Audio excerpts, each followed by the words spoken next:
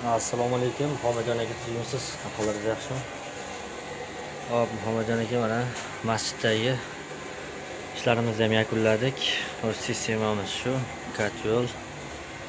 Mana ishlari cho'tki. Aholisi hamma yoq yaxshi. Kecha kechqurun yoqqanmiz. Hozir soat 9. Gradusimiz 59. Soat relaylarimiz ham chiroyli holatda ishlayapti. Ko'mir chiqarib turishlari ham yaxshi. Xudo xolasa ob'yemimizga nisbatan chiroyli yetkazib beryapti.